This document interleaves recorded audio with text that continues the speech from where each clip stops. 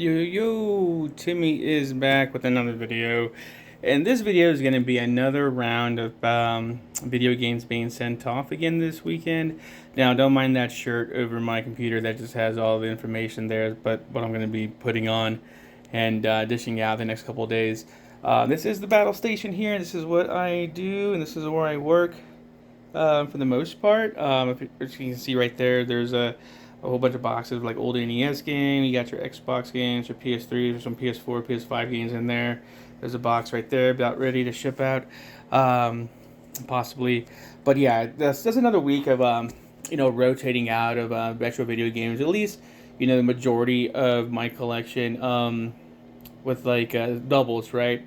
Because like if any of you guys do have any type of if you guys have bought anything like a big in bulk, like because you want a certain item, like I'm pretty sure if you guys bought like TCG cards or any type of cards that maybe it was like a big lot and you saw one specific card that you wanted out there, but you had to buy the whole lot, right? And of course, you know that seller's just throwing filler in there just to get rid of it, and totally understandable because people in the video game selling do the same thing, right?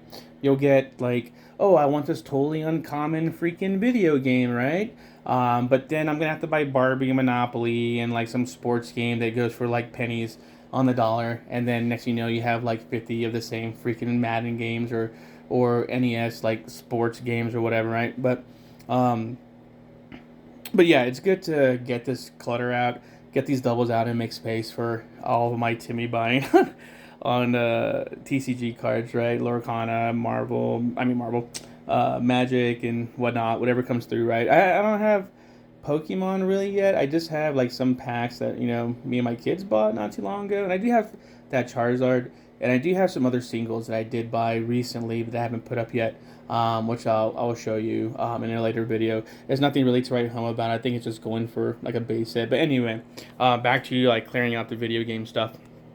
Um, but it's just crazy to know if you are any type of seller that like when you first started, right? Because when I first started selling on eBay, like I would go in spurts, right? Like because when I first got out of the military, I wanted a hobby or something to do. So when I moved to where I moved now, I would go to the local pawn shops or I'll go to the local flea markets as a hobby, right? And I would go and buy like all the video games that I can, and then I would just resell them on eBay, right? In the in the late 20, no, I'm sorry, in the early 2010s, right? 2012, 13, 14, right there, 15, or whatever. But then I started to stop when I saw, like when I would go into the flea markets, and then next thing you know, like the flea market sellers would just pull up eBay, and then I was like, yeah, I'm toast. I'm not doing this no more because, they're catching on, right? So I stopped doing that for 3 to 5 years. Totally stopped doing that and just kept my account. And I think early 2000, that's when I bought some more retro video games, of course, because that's what's crazy is that's when COVID, if I remember, started to hit. Was it 2020, 2021? I know it was in March anyway, but I forgot it was 2020 or 2021.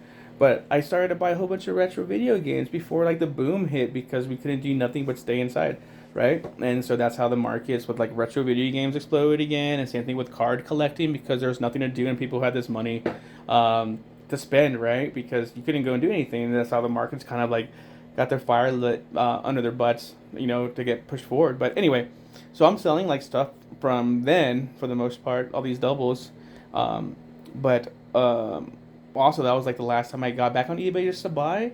And then it was like earlier this year or late last year. No, it was late last year.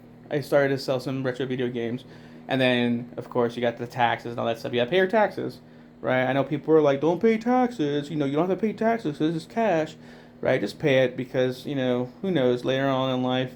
There's probably gonna be some AI stuff that's gonna know that you're at some card convention or some retro video game collection convention and come back and like retroactively like charge you or something. But also if you're paying taxes for the most part, that means you're making money.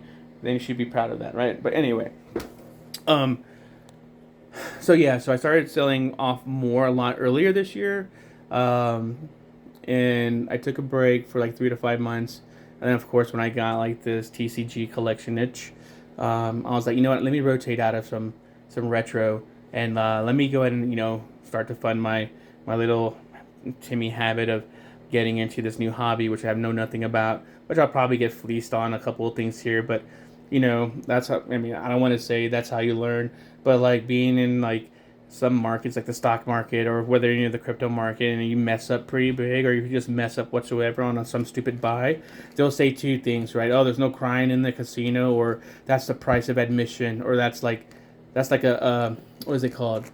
That's the price of learning or something like that, right? So that's how it is, right? If you get fleeced, that's what happens, and you just got to make sure that you learn from it, right? Do your research, do your due diligence. But anyway, so yeah, so getting ready to this. This is not what I sent out today. What I sent out today was not this, but equivalent to this size. I think about 30 or 40 games, and it equivalated. I mean, and I think it was under probably like $1,000. So nothing too crazy, but that's definitely gonna be able to rotate into some of my buying spree and habit. Of course, I'll probably put some of that money aside for taxes, and maybe might jump a little bit into like my Roth or whatever, or take my kids out to eat and my wife out to eat and something nice, because you always want to pay yourself first, right? Just because your future self will thank you.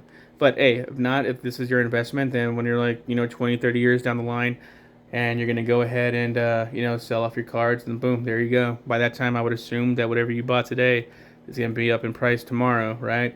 Whether it goes up in value because people want it or for inflation, it's gonna happen, right? Uh, but anyway, I'm just like rambling on about a whole bunch of stuff.